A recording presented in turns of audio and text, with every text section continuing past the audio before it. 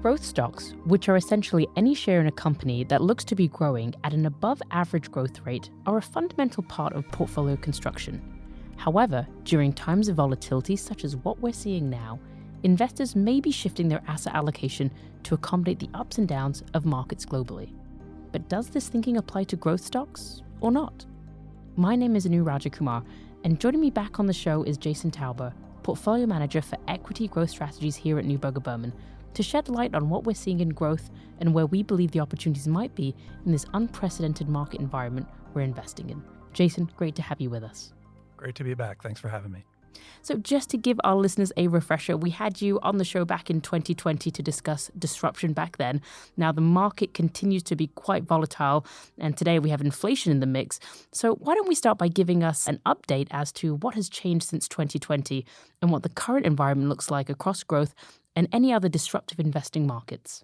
Sure. So obviously a lot has changed since the last time we spoke, much of which your listeners are well aware, but quickly, at least from my perspective, during the pandemic, there were several companies in the tech and healthcare space that just flourished. I mean, they led us through the pandemic. Think of companies like Netflix, DocuSign, Moderna, even Etsy. These companies had massive positive earnings revisions, and a halo formed around all things innovation. And this drove a speculative investment bubble that we believe peaked out at about February 2021. And when you ask, what is it that deflated it? First, and perhaps most importantly, there was a huge supply response from the capital markets. So tons of new issues, think SPACs, IPOs, particularly of what we call story stocks, which I think of as growth companies in search of a business model. The VC environment was very heady. The global unicorn count, or the number of private companies valued over $1 billion, topped over 1,000. And then, of course, reopening caused some of this hypergrowth to reverse quickly. And so over the course of 2021 and into 2022, we saw some high-profile disappointments in companies like PayPal and Netflix and DocuSign, some of those same companies that did so well during the pandemic. And that took a lot of air out of this innovation momentum. And then, of course, today, or at least on a year-to-date basis, the market is seeing a lot more inflation, higher interest rates, and that's been painful for all stocks, but for high-growth stocks in particular. So this is an interesting time to revisit growth and disruption because the valuations are a lot lower. Many are back to pre-pandemic levels or even lower, and they're likely to stay there for an extended period of time. It's showtime for these secular growth companies, put up or shut up. But also, importantly, the competitive environment is broadly getting better because the funding environment is more difficult. And thankfully, from our perspective as fundamental investors, the markets aren't just irrationally driving up the valuations of any company with buzzwords like innovation, megatrend, and disruptive. Great. That is an excellent background. Thanks very much. Now, given some of the comments that you said, investors have been rotating away from growth and towards value, for example. So maybe some people are starting to underweight growth given the current economic backdrop. Tell us why you think that maybe is not the right move right now. Why is that not the case? Talk some of those investors off the ledge.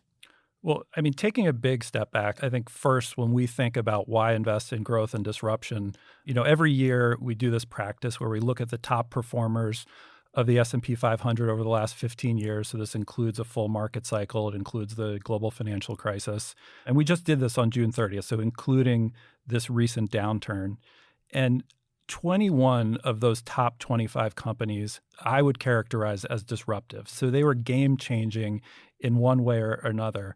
And we don't think the next 15 years are really going to look much different. That list is not replete with steady eddies. It's really these companies that drive disruptive innovation that produce these outsized returns. Selecting them is obviously the challenge, but you want to be mindful, paying attention, and trying to catch them early.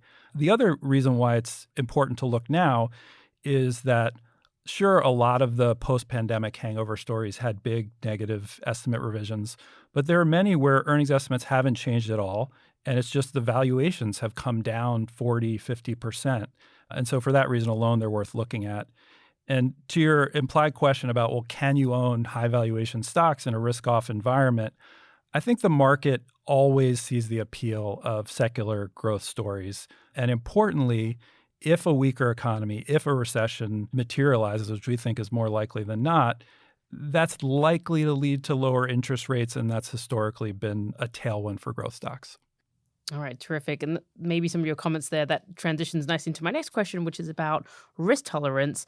Clearly something investors always consider regardless of the environment. So, Jason, tell me, how do you manage risk in what some could consider a risk-off environment or, potentially going to recession? And especially for those who are generally risk-averse, how do you address this issue of risk tolerance when a market is particularly volatile as it is at the moment? Yeah, I mean, from a high level on an individual stock basis, like we just really look for companies where we feel like we have certainty into what this company is going to look like 2, 3, 4, 5 years out from now, regardless of the macro environment. Ideally, we want to have free cash flow estimates that are above consensus. And then when we look at our holdings from a portfolio perspective, we're looking very closely at factor risk. So it's very easy to understand what kind of sector overweights or underweights that you have, but it's also important to look at factors, especially in a volatile macro environment, because factors tend to whip around. And so we try to manage those very carefully. And just out of curiosity, what are you seeing from a factor exposure perspective? Well, I mean, for sure, on a year-to-date basis, anything that is high growth has been under pressure. The market has been favoring companies with high dividend yield, companies with low valuations, just companies where, skinny balance sheets where there's safety or some perception of safety. Just out of curiosity, what you're seeing in different factor risk exposures, would you say that's a U.S. phenomenon, or are you seeing that globally as well? Yeah, I mean, this has been a global phenomenon regardless of where companies are listed. There doesn't tend to be a huge arbitrage situation in the growth space, I wouldn't say. So this is definitely a global phenomenon, and it hasn't really mattered where the company's based. Sure, great. Now, at Neuberger Berman, engagement is a key aspect of the investment process. Do you have any examples of companies that you've been engaging with recently that have driven your conviction in growth? Any interesting stories that you can share? Yeah, I mean, I think Uber's a good example where we had a pretty frank conversation with the CEO after earnings. They've put out some earnings expectations for a few years out that are very robust and imply a very steep acceleration curve as they move to maturity. And I think we pressed them pretty aggressively as like, well, this business is relatively mature. Why aren't we seeing that now? And I thought the answers that they provided were pretty clear, and that helped with our conviction. But importantly, we're seeing a lot of competition exit the market given this rationalization that's happening, including consolidation that Uber is doing itself. Companies like Caviar, Grubhub, Postmates, they've all kind of been absorbed. You're seeing, layoffs in some of these courier type businesses. You're definitely feeling in real time that pullback in the capital markets affecting companies directly. And so, we've pressed them, and others have pressed their competitors to focus on profitability, and that's happening. I think you're seeing companies in the cloud space raise prices. In the software space, I think hiring got a little too aggressive. You're seeing pullbacks there. Things are moving really quickly in response to a rapid change in the funding environment. And ultimately, I think that's going to be really positive for the survivors. All right, terrific. So as we wrap up here today, Jason, tell our listeners in your own words, why should they care about growth in this environment? And do you think there's another rally up the pike? Yeah, so I think that it's more likely than not that we're going to return to the regime that we had pre-pandemic, where pretty muted economic growth environment, where growth is going to be prized and that the previous investment playbook will apply again. I think that it remains important to avoid investing on a fear of missing out basis. So make sure that you have visibility around what this business is going to look like, 3, 4, 5 years from now. There's plenty of sub-industries like cannabis or plant-based meat that people just wanted exposure. They weren't thinking hard enough about, well, am I going to be able to make money here? Is the company going to be able to make money here? You just can't invest that way. And then finally, there's a lot of great companies out there that have been unfairly punished, so they're interesting opportunities. Terrific. Thank you very much. Well, we always have a bonus question at the end of every episode, Jason, and this one is no different. You're an expert in finding disruptive companies, and you mentioned being aware of, the FOMO trends, the fear of missing out trends. So my question for you is, in your personal life, would you describe yourself as a trendsetter or a trend follower, and why? I would say that I am completely oblivious to trends and a trend ignorer. Is that does yeah, that sure. count? That might be a thing. Yeah. Beat to my own drum, I guess. Perfect. Well, Jason, thank you very much. That's a good place to wrap. It's been a pleasure having you back on the show to discuss what some might consider to be a controversial view in today's market environment, but you've certainly left us with some concepts to think about as we continue to look for opportunities across the investment opportunity set. So thank you again for coming back on the show. Thank you. And to our listeners, if you've enjoyed this episode of Disruptive Forces, I encourage you to subscribe to the show via Apple Podcasts, Google Podcasts, or Spotify, or you can visit our website, www.nb.com/disruptive forces for previous episodes, as well as more information about our firm and offerings. This podcast contains general market commentary, general investment education, and general information about Neuberger Berman.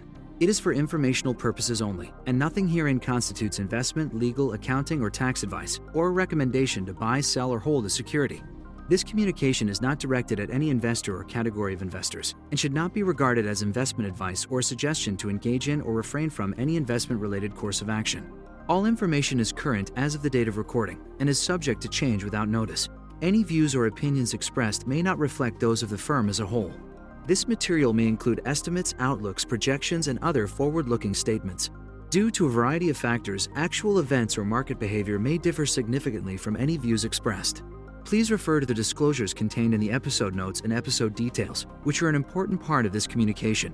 Investing entails risks, including the possible loss of principal. Past performance is no guarantee of future results.